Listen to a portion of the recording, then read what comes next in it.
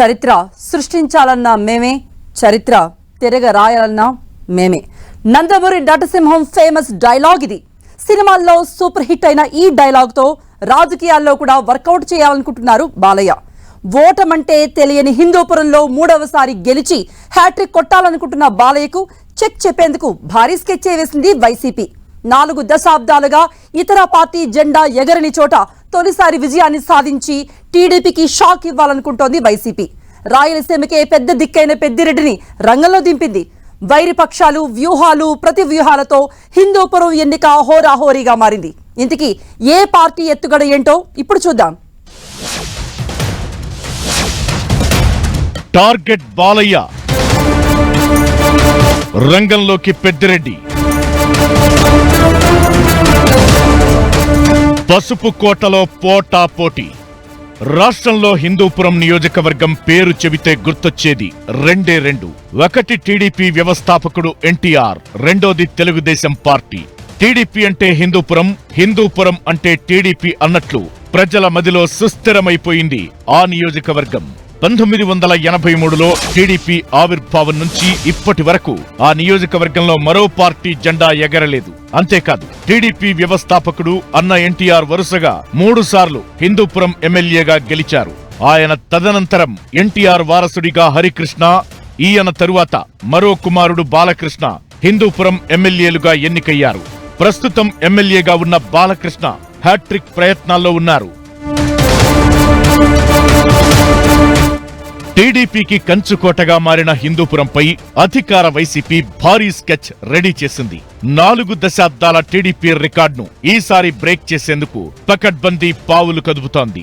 ఇన్నేళ్లుగా టీడీపీ గెలుస్తుందంటే దానికి ఆ పార్టీ బలం కన్నా ప్రత్యర్థుల మధ్య ఐక్యత లోపించడమే ప్రధాన కారణంగా గుర్తించిన వైసీపీ ఈసారి హిందూపురంలో టీడీపీ వ్యతిరేకులందరినీ ఒకే తోవలో పెట్టేలా పావులు కదుపుతోంది. కొంతవరకు ఆ ప్రయత్నాల్లో సక్సెస్ అయింది. దీనికి కారణం వైసీపీలో నంబర్ 2 లీడర్, సీనియర్ మంత్రి పెద్దిరెడ్డి రామచంద్రారెడ్డి అని అంటున్నారు. హిందూపురంలో గెలవాలన్న ఏకైక టార్గెట్ గా పెట్టుకున్న సీఎం జగన్ ఈసారి కురవ సామాజిక వర్గానికి చెందిన మహిళా నేత దీపికను అభ్యర్థిగా ప్రకటించారు.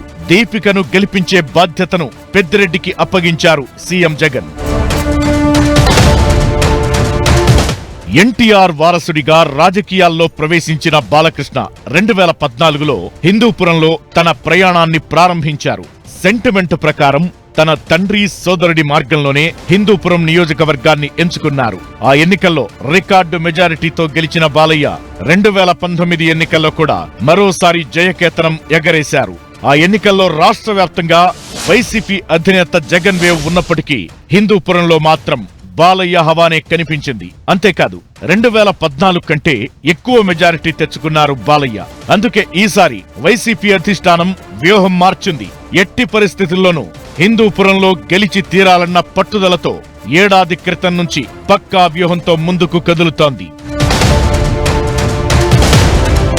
హిందూపురంలో బాలయ్య ప్రత్యర్థులుగా 2014లో నవీన్ నిశ్చల్, 2019లో మైనారిటీ నేత ఇక్బాల్ పోటీ చేశారు. అయితే ఈ ఇద్దరికి నియోజకవర్గంలో ఇతర నేతలతో సఖ్యత లేకపోవడం వల్ల బాలయ్యపై విజయం సాధించలేకపోయారు. దీంతో ఈసారి ఈ ఇద్దరినీ కాదని కురవ సామాజిక వర్గానికి చెందిన దీపికను బరిలో దించింది వైసీపీ.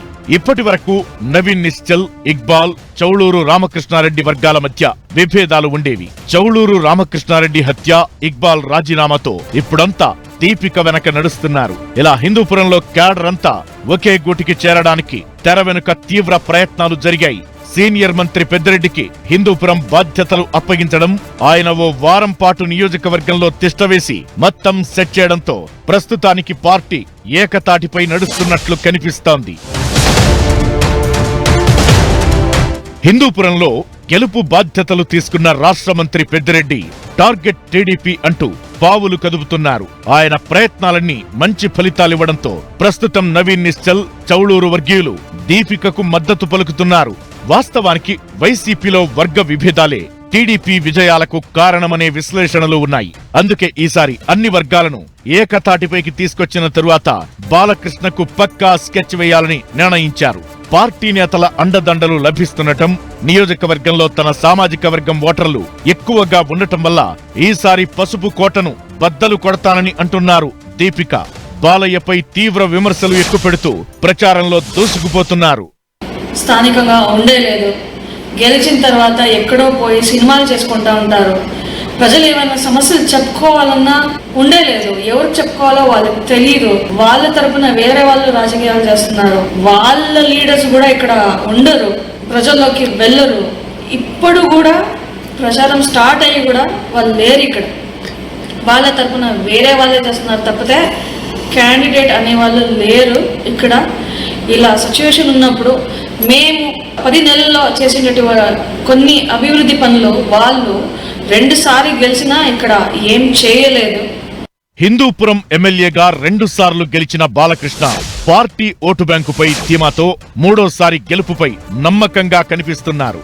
ఆయన హయాంలో నియోజకవర్గంలో చేసిన కొన్ని అభివృద్ధి కార్యక్రమాలు ప్లస్ అవుతాయనే విశ్లేషణలు ఉన్నాయి. ముఖ్యంగా కరోనా సమయంలో వ్యక్తిగతంగా బాలయ్య చేసిన సాయం ప్రజల్లో మంచి గుర్తింపు తీసుకొచ్చింది.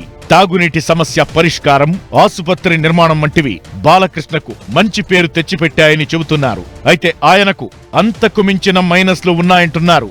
2 నెలలకో 3 నెలలకో ఒకసారి చుట్టపు చూపుగా నియోజకవర్గానికి వస్తుంటారని, కార్యకర్తలకు సంబంధించిన శుభకార్యాలు ఉంటేనే కనిపిస్తారనే విమర్శలు ఉన్నాయి. అంతేకాకుండా బాలయ్యను నేరుగా కలిసే అవకాశం లభించడం లేదని, పిఏల పాలనపై ప్రజలు విరక్తిగా ఉన్నారని విమర్శలు వినిపిస్తున్నాయి.